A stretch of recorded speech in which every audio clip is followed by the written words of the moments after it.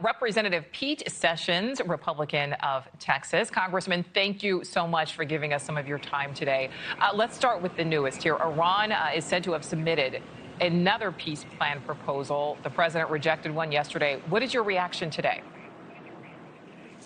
Well, my reaction is that I just listened to the president with the tape that you ran, and he is believing that Iran either is not serious, not listening, or not going to respond in a way that would move these two countries towards peace. And while I consider that very disappointing, some would have to say they're not surprised. I believe that we have to get closer. I'm delighted that we're using diplomacy. I believe it's the right effort.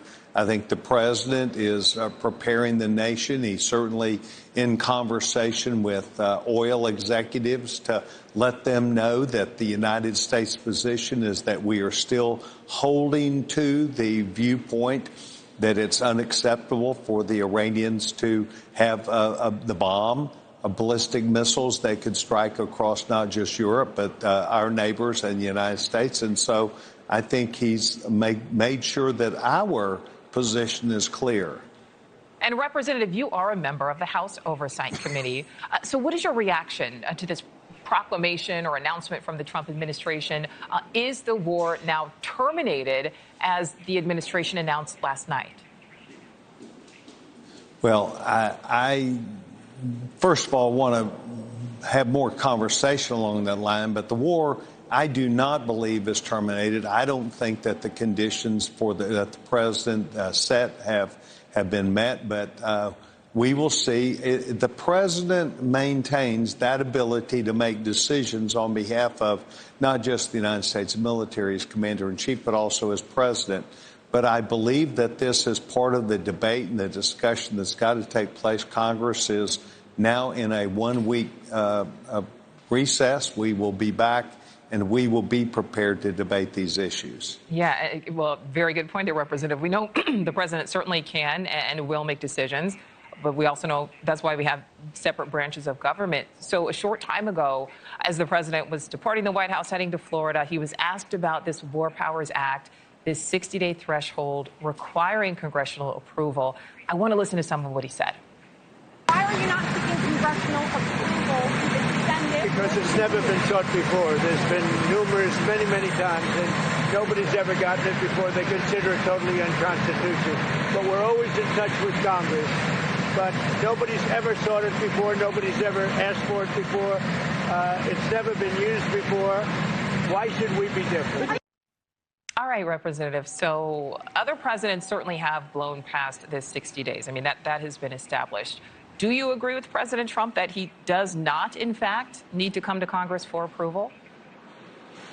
Well, I think that you'd have to be honest and realistic. And I think the American people can handle the truth on this, and that is getting the votes to rearm the United States, not just our United States military, but to be prepared for what lies ahead, as well as other conflicts of adversaries that we have, is going to have to take a vote. You saw Secretary of War Hegseth that came before the Armed Services Committee. He knows that he has to push a new budget. We need the money if we are going to be competitive. But I think that the question comes, and certainly begs itself, what do we need to finish off this conflict, the war that we have, but also to make sure we get peace out of it? And it's hard for me to determine from the media that I've seen, the videos, whether the president has now satisfied himself that we are there. I do not know that. And so it would require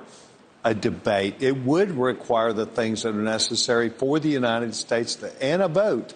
It would require this just simply to rearm the United States. So, technically, would it be a War Powers Act, a resolution that would be before the president?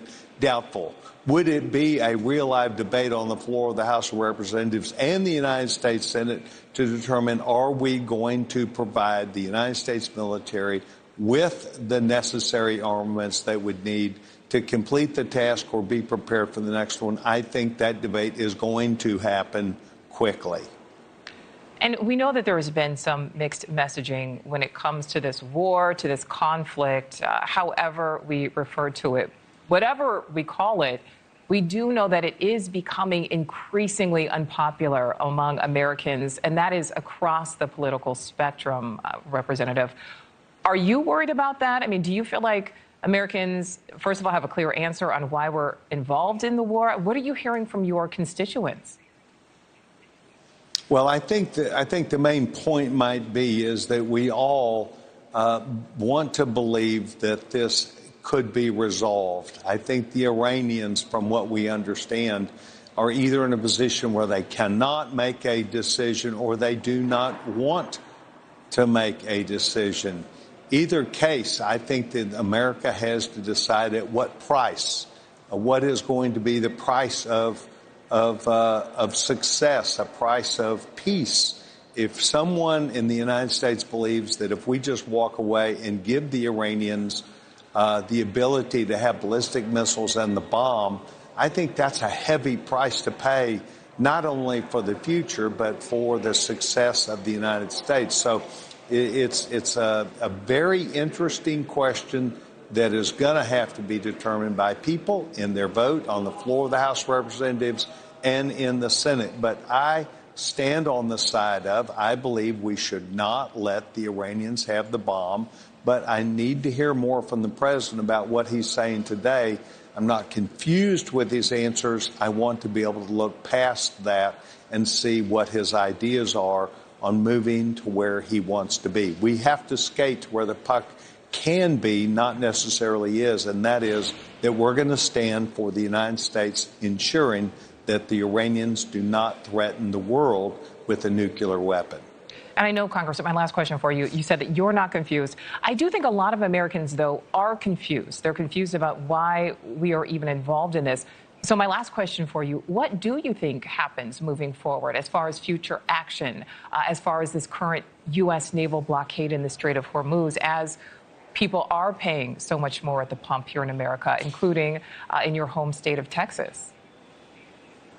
Well, certainly even in the congressional district that I represent, Waco, Texas, the gas prices have been higher.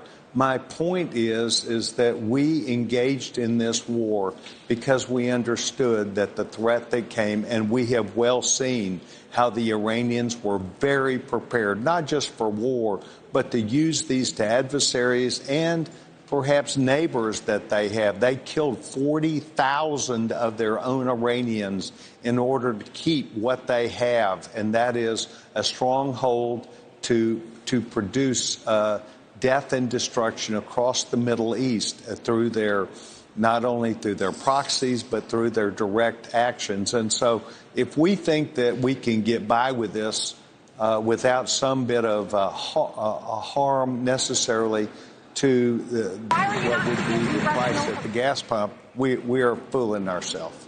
All right, Congressman Pete Sessions of Texas, thank you so much for giving us some of your time today. You bet. You bet. Well, some newly released security